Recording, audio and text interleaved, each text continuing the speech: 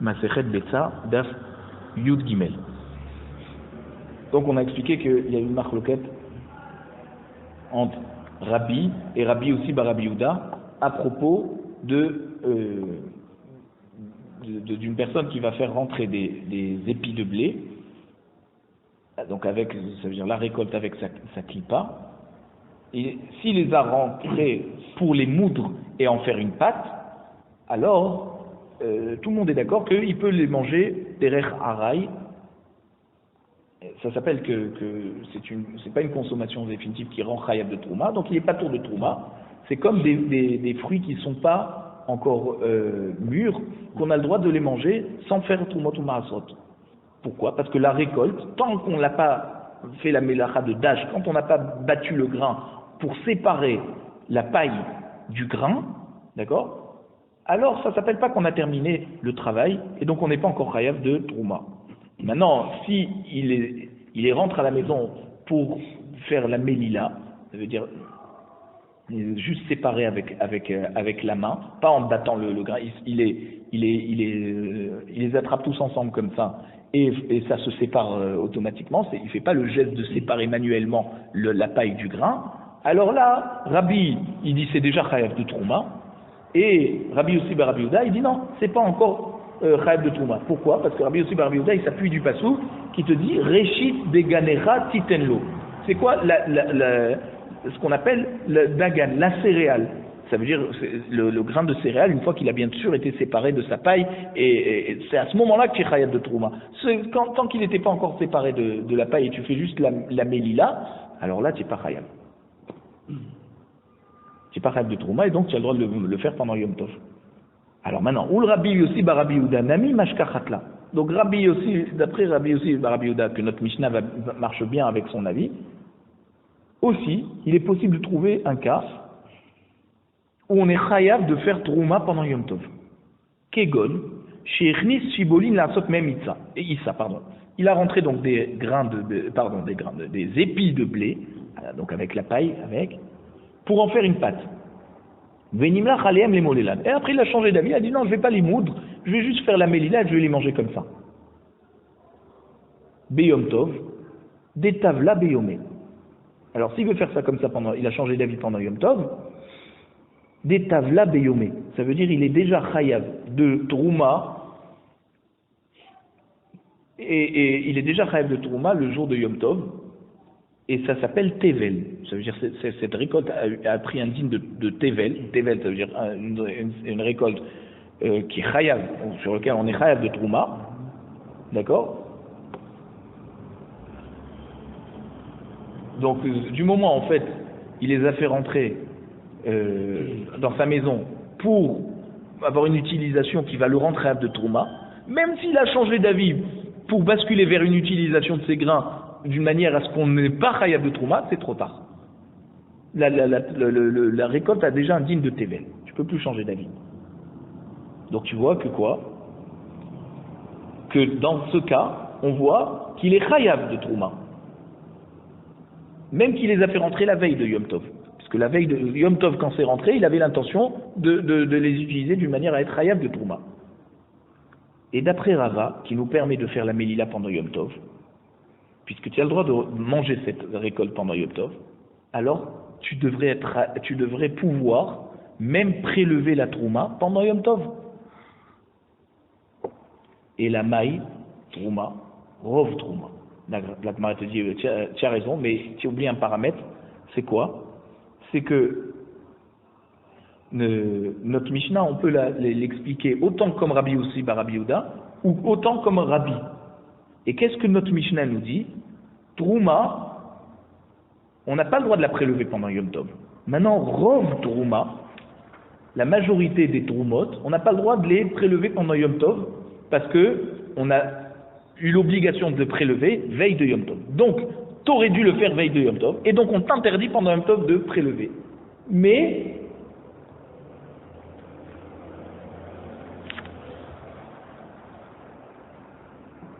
Rov Trouma, c'est-à-dire la majorité des cas où tu es chayav de trouma, c'est après que tu as battu le grain, après que tu as mis les grains dans un récipient, c'est à ce moment-là que tu es chayav de trouma. Ça, c'est la majorité des troumot.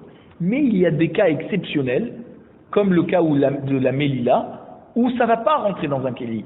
Tu ne vas pas battre le grain avec la main, d'accord? Tu ne vas pas finir le marassé. Et ça, tu ne peux pas m'apprendre, et c'est de ça que tu voudrais que notre Mishnah parle, quand elle te dit qu'on a le droit d'amener la trouma pendant Yom Tov. Une trouma que tu as prélevée la veille, d'après Beth Hillel, tu aurais le droit de l'amener pendant Yom Tov. Elle te dit, c'est pas comparable. Notre Mishnah, elle nous dit que c'est pas comparable les matanot keuna, que ça tu as le droit de les amener pendant Yom Tov, de la trouma. La trouma, la majorité des troumot, elles sont prélevables, on va dire, Erev Yom Tov. Ok, c'est vrai qu'il y a un cas particulier de la mélila que tu n'aurais pas pu le faire avant, et donc on t'a pas autorisé de manger sans prélever. Mais la majorité des troumot ou masrot, c'est quand tu engranges, tu sais pas des mélachot que tu fais pendant Yom Tov. Donc le prélèvement, tu aurais dû le faire veille de Yom Tov. Et comme tu n'as pas le droit de prélever, tu n'as pas le droit aussi d'amener d'après Beth Shammai. Beth Shammai, tu dis non, on a le droit d'amener. Tu n'as juste pas le droit de prélever. C'était ça notre Mishnah. Et Beth Shammai voulait attaquer Beth Hillel en disant mais attends, tu vois très bien que tu n'as pas le droit de prélever, pourquoi tu permets de porter? Parce que Matanot Keuna, on comprend que tu permets de porter, parce que c'est au moment où tu fais la shrita qu'il faut que tu donnes le 0A, les Hayaim et Akeva, que tu le donnes au Kohen. Tu n'aurais pas pu le faire avant. Alors c'est pour ça que là on est d'accord avec toi que c'est logique ce que tu dis que de pouvoir porter. Mais la Trouma, reconnais-nous qu'on n'a pas le droit de porter. Et Beth Hillel dit non. Amar Abaye, Marloket Beshibolin. Alors maintenant on va expliquer donc la marloquette entre Rabbi et Rabbi Yossi bar Rabbi Yehuda, qui parle de la tvoua. D'accord? Alors on a dit, s'il rentre de la tvoua chez lui à la maison, on a vu la marloquette. Est-ce qu'il est chayav ou pas? Maintenant on va parler des légumineux. Marloquette Beshibolin. Abaye dit la marloquette entre Rabbi et Rabbi Yossi bar Rabbi Yehuda, c'est seulement dans les épis de blé. D'accord? De la céréale. Aval Bekitniot, c'est pas des céréales, c'est des légumineux. Divrei Akol Isur Yata Tavla. Tout le monde est d'accord que c'est khayab de Trouma. Pourquoi?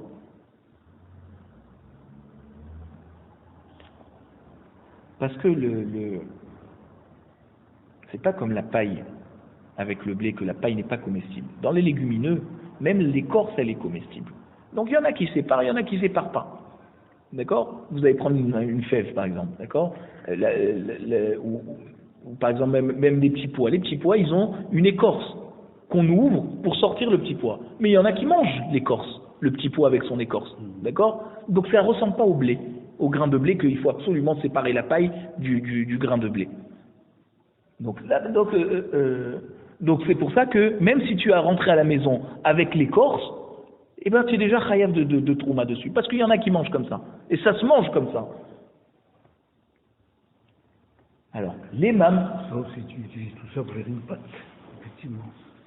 Voilà, non, ça c'est sûr. Que là il faut moudre, la pâte terminé le travail. Les mâmes, et ça y allait, Mishayu lochavi le tiltan, shel tevel, hareze kotesh, ou mechachev kama zera yesh bahem, ou mafrish ala zera, venu mafrish ala aef. Alors, on a une Mishnah dans ma Sechet Trumot, Perek Yud Mishnah Vav, qui nous dit comme ça. Celui qui avait des chavilot, un lot de tiltan. Tiltan, c'est une sorte de légumineux, et on le met dans un repas pour donner du goût. Et alors, il avait du tiltan qui était tevel. Il fallait qu'il fasse Trumot ou Masrot. Il n'avait rien prélevé encore dessus. Hareze kotesh. Il a le droit d'écraser et de séparer la graine de la tige. Ou mechachev kama zera yesh bahem, et il compte combien de graines il a obtenu. Ou mafrish ala zera, et il prélève la trouma, d'accord, par une des graines par rapport au nombre de graines qu'il a obtenu. Veno mafrish ala ef. Donc, par contre, la tige ne fait pas partie du compte de la trouma.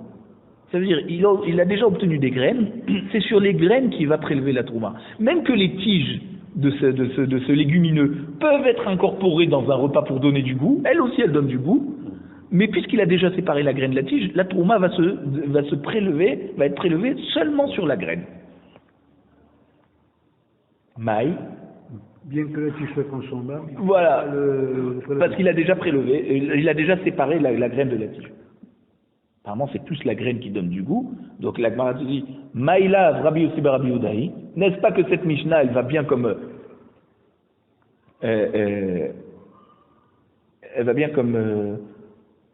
Rabbi Yossi bar Rabbi Yehuda, des Amar, parce qu'il a dit Hatam à propos lui des shibolim, des épis de blé, l'otavla. Rabbi Yossi bar Rabbi Yehuda, il avait dit, ça s'appelle pas tevel. D'accord, s'il les a rentrés à la maison pour faire la mélila, ouais, c'est pas tevel. Acha, tavla. Mais ici, dans les légumineux,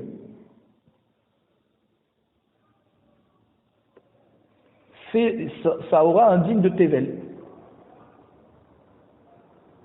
Donc c'est une preuve à Abaye qui avait dit que ce que Rabbi Yehuda il avait dit que c'est pas tevel, c'est seulement les céréales, parce que ça se mange pas le grain. Mais les légumineux, que même l'écorce elle se mange, là il reconnaîtra Rabbi Yehuda que c'est tevel ici. Même si tu le rends les molélades, c'est l'oyazor, tu seras chayav de prélever la trouma. La Gemara te dit non, Rabbihi, il n'y a pas de preuve pour Abaye de cette Mishnah qui explique que comme ça Rabbi Yehuda. On peut dire aussi que cette Mishnah elle va d'après Rabbi. Et qu'est-ce qu'il avait dit Rabbi? Que même une récolte que tu as l'intention d'être mollet, juste de faire la mélila, tu es déjà chayav de trouma.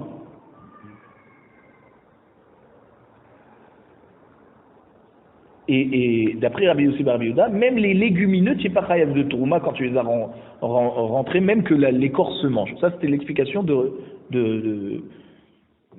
c'est-à-dire, on peut dire que la Gemara, elle va c'est-à-dire que cette Mishnah de Troumot, un secret de Troumot, elle va comme Rabbi, et que lorsque tu rentres quelque chose à la maison en faisant la Mélila, eh ben tu es chayav de Trouma, soit le blé, soit les légumineux.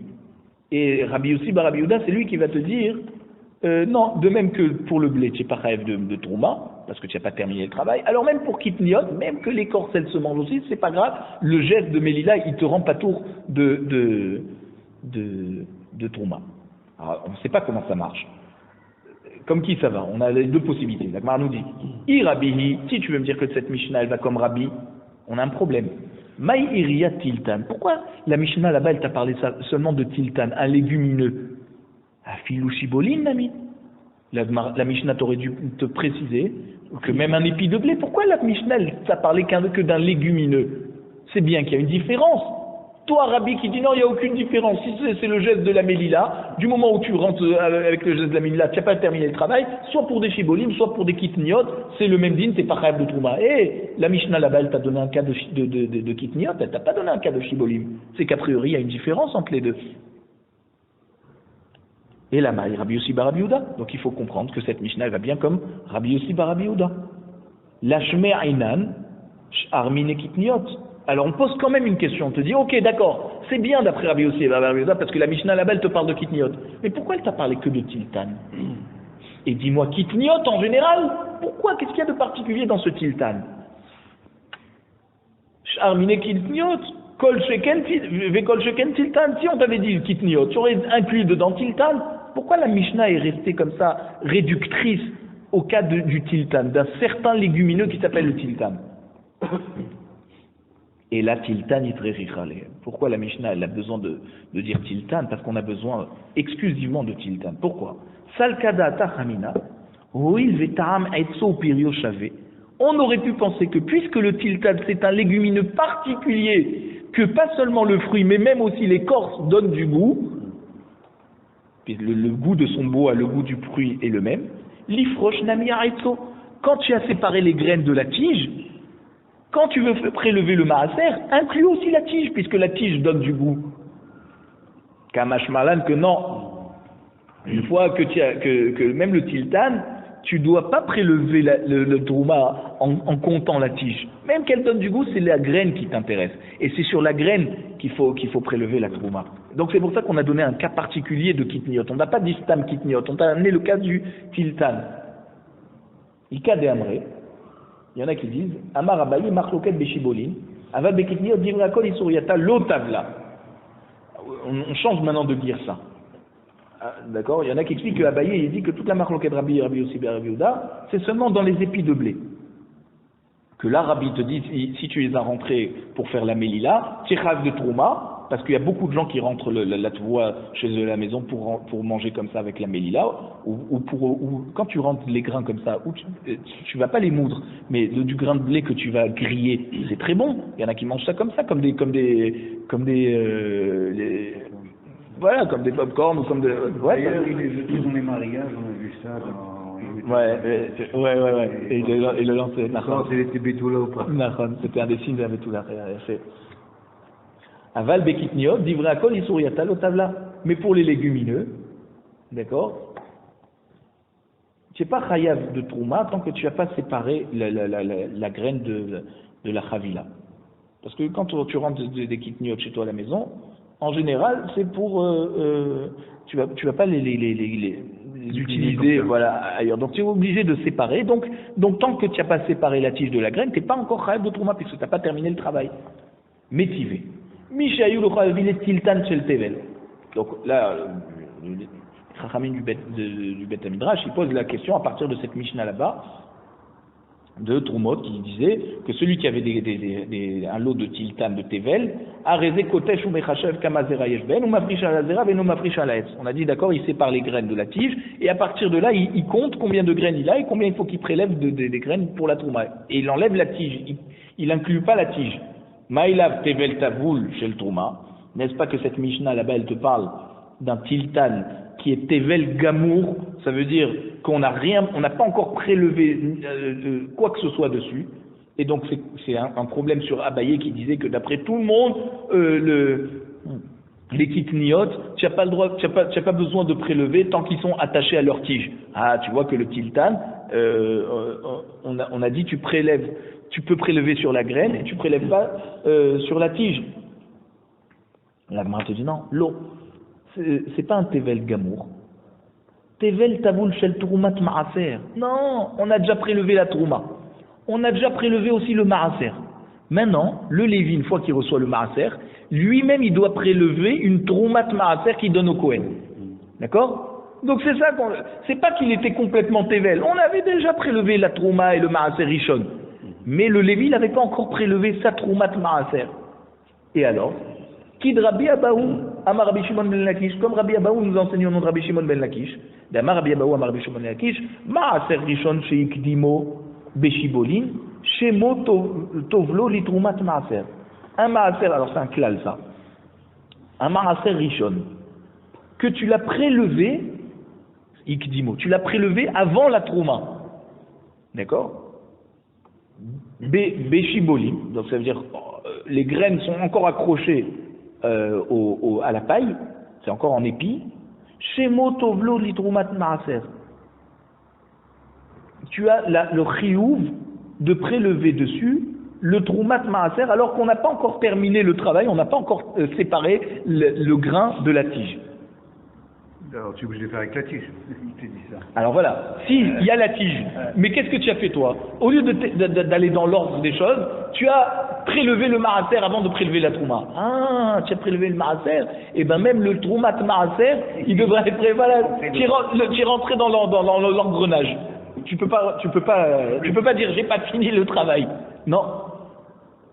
Parce que d'abord c'est trouma. D'abord trouma, ensuite ma'aser rishon, et ensuite ma'aser sheni, mais aussi troumat ma'aser. Alors la Gemara nous dit, ah bon, si tu me dis que la Mishnah elle parle là-bas d'un ma'aser rishon, qu'on n'a pas encore prélevé son troumat ma'aser, kotesh la mali. Pourquoi tu me dis tu dois piler comme ça et tu sépares la tige des graines et ensuite tu donnes les graines au Kohen? Si tu as déjà donné au Kohen. Les maleki echi de yahavuli achi yahiv nalach. Le Lévi peut dire au Kohen, dis-moi, de la même manière que moi on m'a donné le ma'aser avec la tige, alors moi je te donne la troumat ma'aser avec la tige. Pourquoi la Mishnah te dit il doit Kotesh, il doit séparer la tige des graines, et ensuite il donne la trouma. Le Lévi, il va se plaindre, il va dire, dis-moi, moi, comment on m'a donné, moi, le maaser? On m'a donné avec la tige. Si on m'avait donné des graines, alors j'aurais prélevé des graines pour le Kohen. Mais pourquoi toi tu me donnes avec la tige, et moi je dois séparer la tige des graines, et donner que des graines en tant que trouma de maaser au Kohen? C'est une arnaque. Non, parce qu'il il peut récupérer la tige pour faire son point. Non, mais avec la tige, c'est ce qu'on fait. Oui, mais quand tu donnes le trouma de maaser avec la tige, forcément il y a plus de graines qui vont partir au Kohen. Quand tu sépares les graines, et que tu dois compter avec la tige, ça fait une quantité plus grande. Or, toi, tu me dis, sépare la tige, et de ce qui te reste, sur ça, tu donnes la trouma. Eh, mais il me reste pas beaucoup, tu m'as donné avec la tige. Évidemment, c'est proportionnel. Mais oui, mais c'est ça le truc, c'est que pour lui, il a reçu avec la tige, donc on lui a donné un maaser, et lui, il va devoir séparer, et de ça... Pas fatigué. Voilà, et il me dit, si tu m'avais donné avec la tige, je donne la tige, si tu m'avais donné que les graines, j'aurais donné que les graines. La Gemara a dit Amarava Knasa. Oui, Chachamim, ils ont fait un Knas, une amende. D'accord? Pourquoi? Tanya Namiachi. Voilà, la Gemara nous amène une braïta qui va nous expliquer ce Knas. Ben Lévi, Shenatno Shibolim et Ma'aserotav. Donc, un Lévi que le Israël, il lui a donné des épis en tant que maaser. Ok? On sait Otan Goren.